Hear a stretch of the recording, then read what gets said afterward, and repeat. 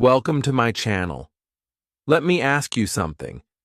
Have you ever felt like learning English is too hard? Like it's a big mountain and you're stuck at the bottom? What if I told you it doesn't have to feel that way? What if learning English could be simple, natural, and maybe even fun? In this video, I'm going to show you how to learn English without fear, without stress, and without boring grammar books. Yes, it's possible. So stay with me until the end, because what you'll learn today might change how you study English forever. Chapter 1.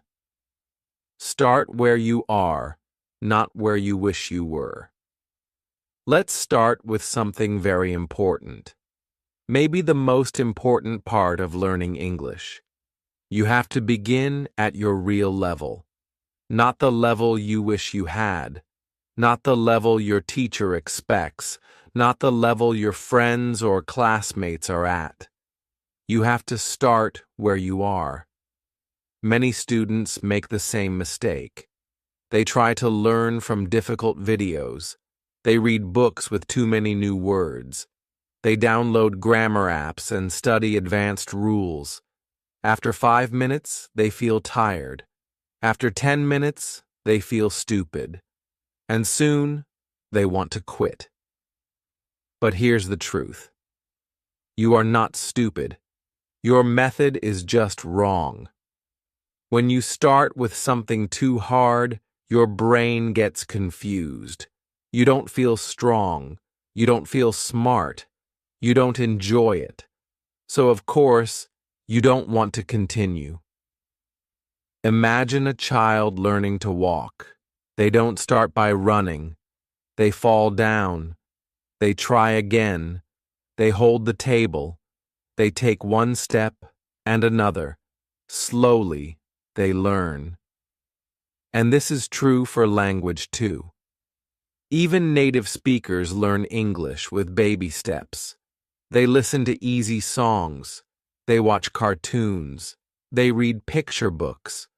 So why do we expect adult learners to start with newspapers or long grammar books? If you're just starting, don't watch a full movie in English. Watch a cartoon with subtitles. Don't read a novel. Read a short story. Or even better, read a story you already know, like Cinderella or Little Red Riding Hood, but in English. This is called starting easy, and it works. When I was learning Spanish, I didn't begin with news articles or podcasts for natives. I started with children's stories. Easy stories. Very short stories. I didn't understand every word, but I understood enough. I didn't need a dictionary every minute. And most importantly, I didn't feel tired or frustrated. I felt curious. I wanted to keep going, and that feeling helped me build a habit. When you start small, you win small. But those small wins become big wins later. If you read one simple page today and enjoy it, you will want to read 2 pages tomorrow. If you listen to one slow English song today and enjoy it, tomorrow you'll find another one. Slowly you build your confidence, you build your vocabulary, you build your language, and you don't feel like you're struggling. A student once told me, "But I'm an adult. I want to learn fast." I understand, but fast learning comes from smart learning. And smart learning means starting easy. Think of it like the gym. If you try to lift 100 kilos on the first day, you'll hurt yourself. But if you lift 2 kilos, then 3, then 5, one day you'll lift 100. It's the same with English. Easy first, then natural progress. Also, don't feel shy if your English is still basic. Every expert was once a beginner. Every fluent speaker started with, "Hello, how are you?" You are not behind. You are on your own path. Respect your level and love the process. Because if you enjoy it, you will keep doing it. So today, I want you to ask yourself, what is my real level? And then choose something just below it. Yes, below it, not above. If something feels too easy, that's perfect. You will understand more. You will feel better, and you will remember more. Remember, struggle does not mean success. If you're struggling, you're probably doing something too hard too soon. If you're enjoying it, that means your brain is learning. In the next chapter, I'll show you how listening can teach you more than any grammar lesson, and why it's okay to stay silent for a while. But for now, just remember this. You don't need to be perfect. You just need to begin, and begin at the right place. Chapter 2. The Magic of Listening Before Speaking. Let me tell you something simple but very important. You don't need to speak first. You need to listen first, like every child in the world. Think about how babies learn to speak. For 1 or 2 years, they don't say much. They listen. They hear words every day. They watch faces. They notice sounds. And slowly, their brain starts to understand. Then one day, they say their first word. Not because they studied grammar, not because someone tested them, but because they listened enough. This is how you can learn English too. Many students think, I have to speak English right away. I must practice speaking or I will never learn. I understand this idea. But it's not how language works naturally. In the beginning, you don't need to talk a lot. You need to listen a lot. That's how your brain learns the rhythm, the music, the sound of English. So, what should you listen to? Start with things that are fun and easy to understand. Watch English videos with subtitles. Choose short videos first, maybe cartoons, stories, or beginner YouTube channels. Listen to slow English podcasts. Many podcasts are made for learners just like you.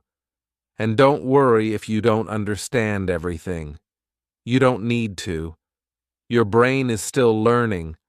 There is something powerful about hearing English every day. It's like your ears are training. Even when you're tired or not paying full attention, your brain is catching the words, the grammar, the sentence patterns. You are learning without even trying too hard. When I learned Spanish, I used to listen to the same short podcast every day. At first, I didn't understand much, but I liked the speaker's voice. I liked the music, so I listened again and again. After a few days, I understood one sentence, then a full idea. After 1 week, I could guess what the person was saying before they said it. That's when I knew. My brain was doing the work, quietly, in the background. If you want to improve even faster, try this. Listen to a short audio clip or a video. Then listen again. And this time, try to repeat what you hear. You don't have to say it perfectly. Just try. This is called shadowing. It's a great way to train your mouth and ears at the same time. You don't need to understand every word to benefit. Understanding the meaning is more important than understanding each word. So if you hear, the boy goes to school, and you understand the idea, that's success. Don't stop and open a dictionary every time. Just keep going. With time, you will understand more and more. Also, listen to things more than once. Repetition is key. Listen today, then again tomorrow. On the third day, maybe without subtitles. Your brain learns better with repetition. It feels easier, and you feel stronger. You might say, "But I want to speak now." That's okay. But remember, speaking becomes easier when your ears are full of English. The more you listen, the more natural your speaking will become later. You will not need to think about grammar. Your brain will already know what sounds right. Think of music. When you hear a song many times, you can sing it, right? Even without trying. That's because your brain remembers sound patterns. English is the same. If you listen enough, speaking becomes like singing, natural, easy. So today, I want you to find one thing to listen to. Just one. A short video, a slow podcast, an English story. Watch it, listen, and tomorrow, listen again. Then again. This is how real progress happens. You don't need to speak from day one, but you do need to listen every day. And now, in the next chapter, I'll talk to you about something just as powerful as listening: reading like a child and learning like an expert. Chapter 3. Read like a child, learn like an expert. Let me tell you something that many English students don't believe at first. Reading is the most powerful way to improve your English. Yes, more powerful than grammar classes, more powerful than memorizing vocabulary lists. But it has to be the right kind of reading. Most students think of reading in English like homework. They remember boring textbooks, long articles, difficult words, tiny text, and no fun. So they stop reading, or they never start. But that's not what I mean when I say read. I want you to read like a child. Yes, like a child. I want you to read fairy tales, comics, short, simple books, stories you already know, stories you enjoy.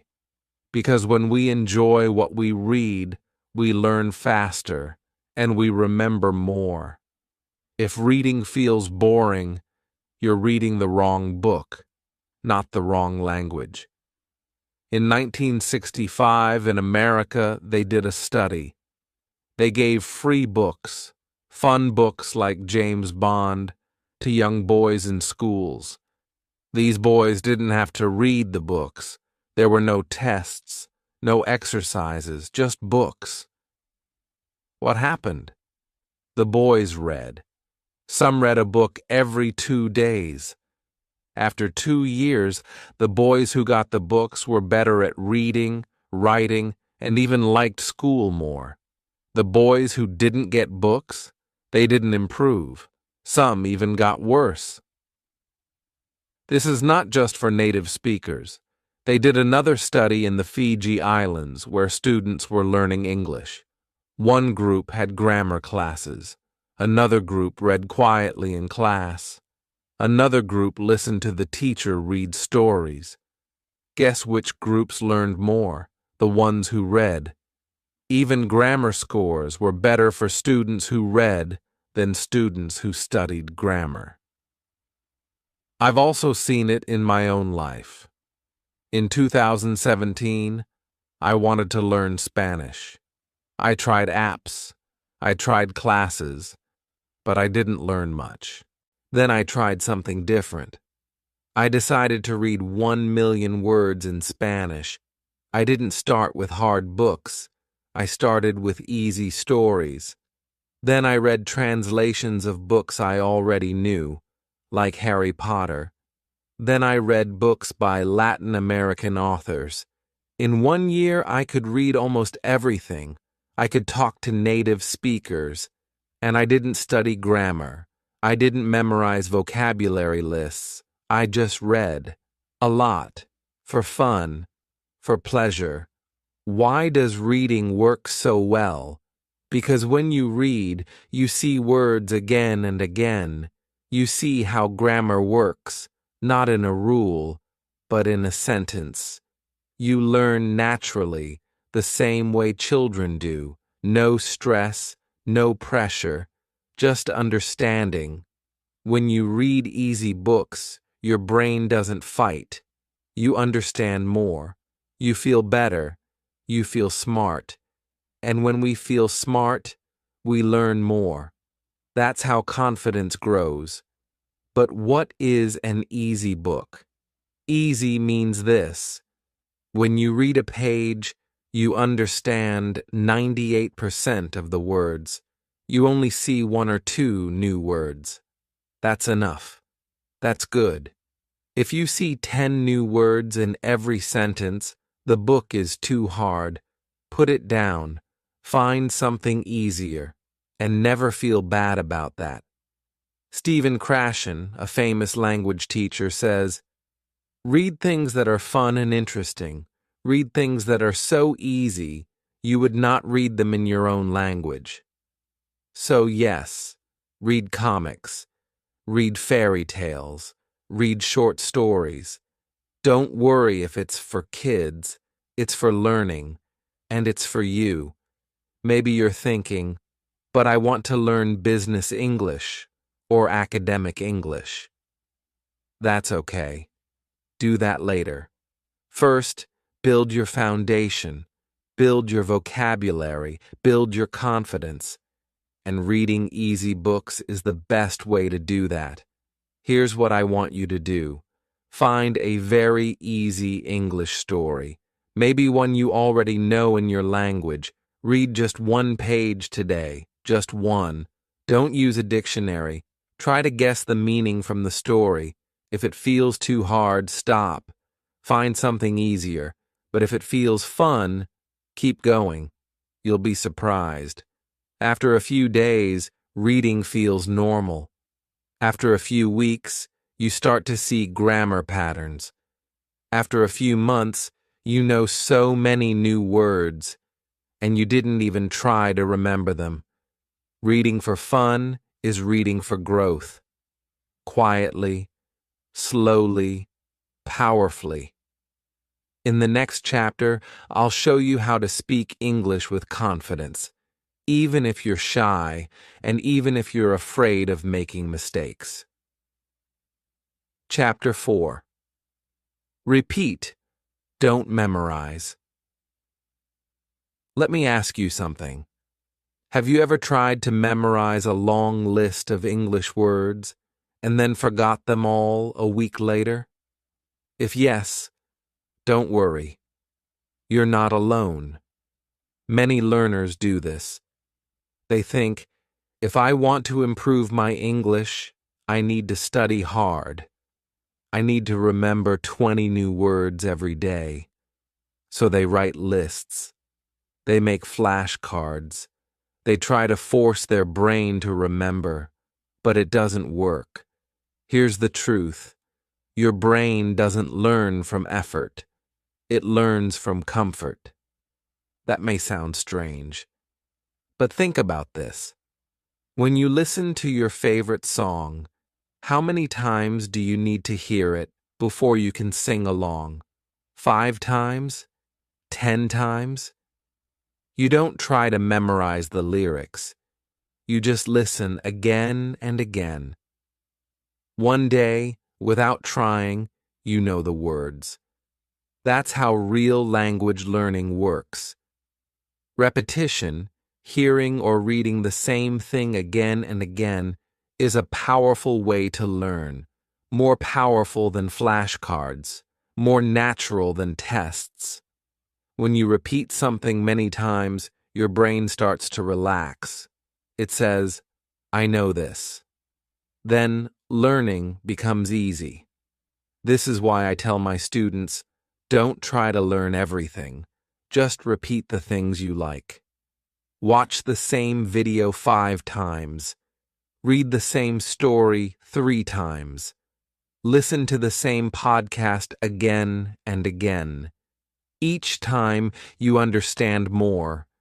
Each time the words become more familiar. And then one day, those words are yours. You didn't study them. You absorbed them. Think of children again. They love hearing the same story every night. Why? Because repetition is how the brain grows. Every time they hear the story, they learn something new. English learners can do the same. Let me tell you how I used this method when I was learning Spanish. There was one podcast I loved. It was short, just 5 minutes. I listened to it every morning for a week. I knew the topic. I knew the voice. It made me feel comfortable. The first time I understood 20%, then 40%, then 80%. And by the 7th time, I could understand almost everything. No dictionary, no stress, just repetition. The funny thing, I didn't feel like I was studying. I was just listening to something I liked, but I learned so much. So why do schools make us memorize things? Because schools like tests, and tests need fast answers. But real language doesn't work that way. In real life, you don't take a test. You have a conversation. You listen. You understand. You reply. You need your English to feel natural, not feel memorized. If you memorize a word today, but forget it tomorrow, that's not success. If you see the same word in 10 different stories, and one day you understand it without thinking, that's real success. So here is your task. Choose one piece of English content you enjoy. A short video, a short story, a song, a podcast, anything. Just make sure you like it, then repeat it. Every day for 5 days. Don't worry if it feels boring. That means it's working. Boring is part of learning. Because when something feels boring, it means your brain is getting used to it. And when your brain feels safe, it learns fast. And if you find something you really love, repeat it more. There's no rule that says you must always study something new. In fact, repeating what you know helps you learn better. So remember this simple truth. Repetition beats memorization. Always. In the next chapter, we'll talk about how to build strong habits, so English becomes part of your daily life, without stress and without forgetting. Chapter 5.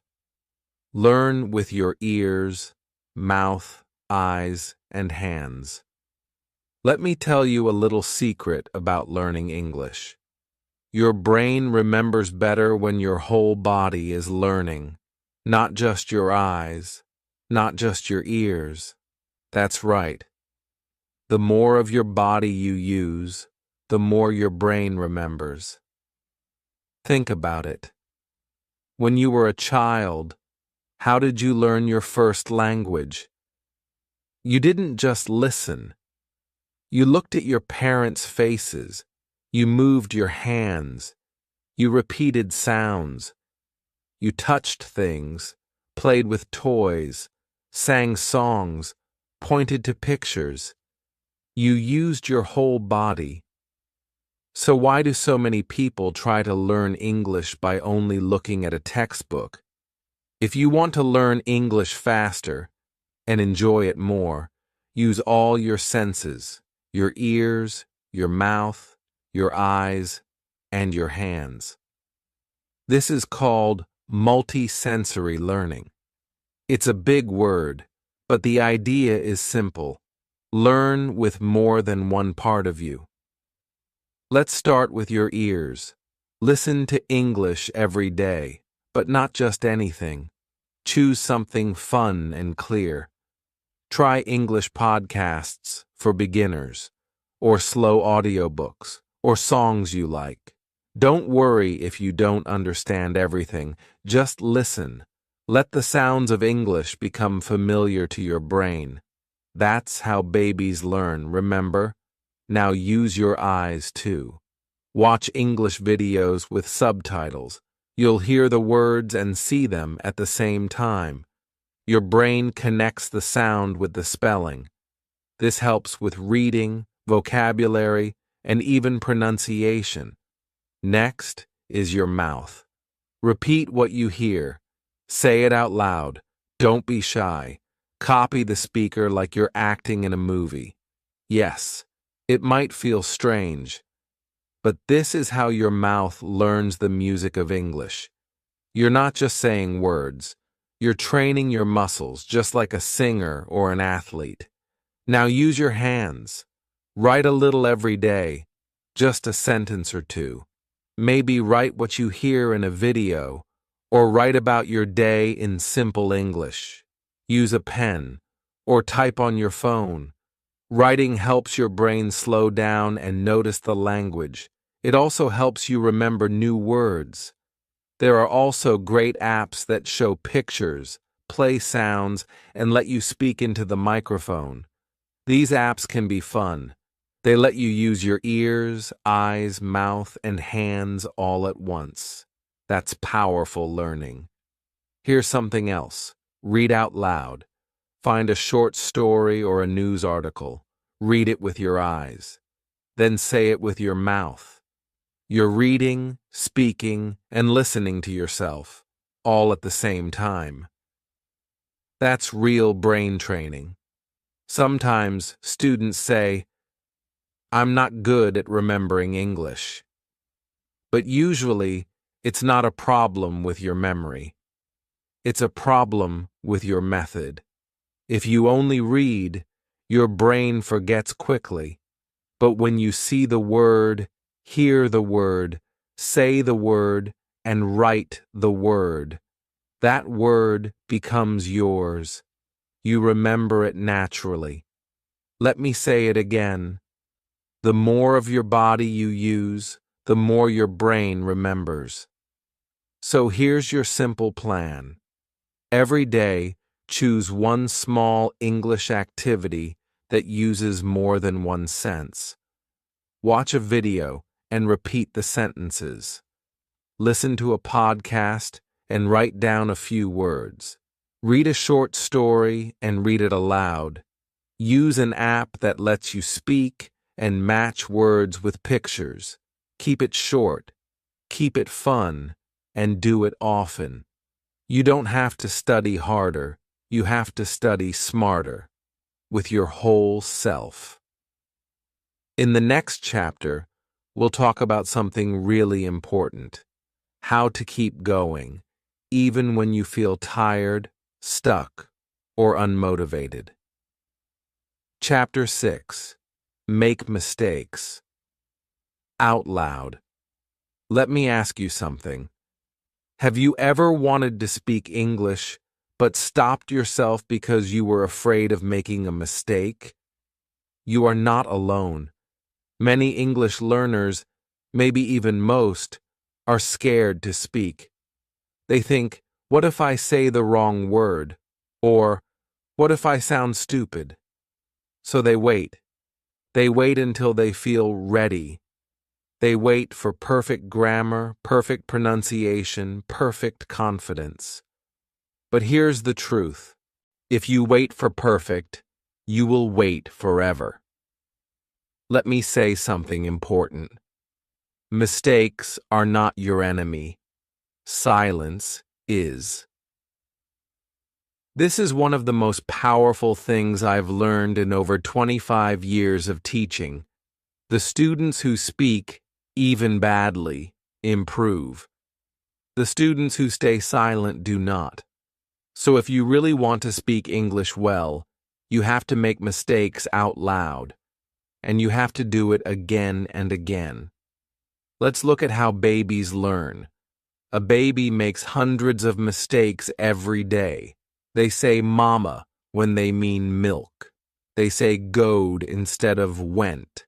They say I no want instead of I don't want. But do they stop? Number. They keep going. And after thousands of small mistakes, they become fluent. That's how you will learn, too. Speaking is a skill, like riding a bike. You can't just read about it. You have to do it. You have to fall. You have to try again. And one day, you'll be speaking without thinking. So how can you practice speaking, even if you feel nervous or shy? Start small. Talk to yourself. Yes, really. Speak English when you're alone. Say what you're doing. I'm washing the dishes. I'm going to the store. I feel tired today. This feels silly at first, but it's powerful. You're training your mouth and your brain. Then try recording your voice. Use your phone. Say a few sentences about your day. Play it back. Listen to how you sound. Don't worry if it's not perfect. The goal is not perfection. The goal is progress. Next, try talking with other people. You don't need to find a classroom. You can find speaking partners online. There are great apps like HelloTalk, Tandem, and Speaky, where you can talk with native speakers or other learners. Many people on these apps are kind, patient, and just like you, learning and growing. You can also find online tutors. Websites like Italki and Preply have teachers you can talk to for just 30 minutes. These teachers are trained to help you feel comfortable and improve slowly. And here's one more tip. Don't wait to speak full sentences. Start with words and short phrases. If you see a red apple, just say, red apple. That's speaking. If someone says, how are you? Just say, good. That's speaking too. Step by step. Remember, you don't need to speak perfectly. You just need to speak. And here's something amazing. When you speak and make a mistake, and someone corrects you, you usually never forget that correction. It becomes part of your learning story. It sticks. So don't hide from mistakes. Use them. Be proud of them. Each mistake is a step forward. So say it with me now. I will make mistakes out loud, and that's how I will learn. In the next and final chapter, we'll put everything together and show you how to make English a fun and easy part of your daily life, forever. Chapter 7. Build habits, not hopes. You've made it this far, and that already shows something important. It shows that you care. You want to learn English. You have hope, and that's wonderful. But now, I'm going to tell you something that might surprise you. Hope is not enough. Yes, hope can start the journey, but only habits will take you to the end. Let me explain. Many learners start with big dreams. I'm going to study English for 3 hours every night. Or, this weekend, I'll learn 100 new words. But then life happens. You get busy, you get tired, you lose motivation, and nothing happens. That's not your fault. You don't need to feel bad. It's not that you're lazy, it's that you're trying to use hope instead of habit. Here's the truth. You don't need motivation. You need a rhythm. Think of it like brushing your teeth. You don't wait for motivation to brush your teeth. You just do it. It's part of your day. That's what we want for English too. Not something big, not something perfect, just something daily. Because 15 minutes every day is better than 2 hours once a week. Let's build a simple daily routine, one that feels light, one that you can actually enjoy. You can change it for your life, of course. But here's an idea. 5 minutes listening. Start your day with a short podcast or a slow YouTube video. Maybe when you drink your coffee or sit on the bus. 5 minutes reading. Read something easy and fun. A comic, a short story, a post on Instagram. Anything that makes you smile. 5 minutes speaking or writing. Talk to yourself. Say what you see, or write 2 sentences about your day, or message a friend in English. Just a little, just enough to keep your brain active. That's it. 15 minutes. Every day. Some days you might do more. That's great. But even if you only do 15 minutes, that's a win. That's progress. Because the real magic is not in doing more. It's in doing it again and again and again. Soon, it will feel natural. English will become a part of your life, like music or walking or brushing your teeth. Not a big event, just a small, simple rhythm. Remember, it's not about being perfect. It's about being consistent. So ask yourself, what time can I do 15 minutes of English every day?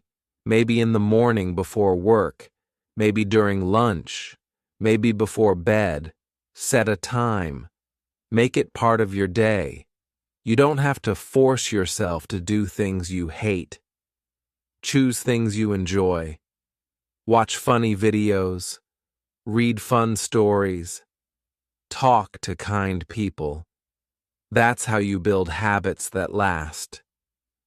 One of my students once said to me, I used to think I needed big motivation, but now I just follow my little routine. I don't even think about it. And I've improved more in 3 months than in 3 years before. That's the power of habit. So today, make a choice. Don't wait for energy. Don't wait for a perfect time. Start small. Start simple. But start every day. This is how you go from struggling with English to living with English. Now, before we finish, I have something small to ask. If this video helped you, even just a little, please subscribe to the channel, click the like button, and share it with a friend who's also learning English. And tell me in the comments, what's one small habit you will start today? Together we can make English simple, fun, and part of your life. See you in the next video.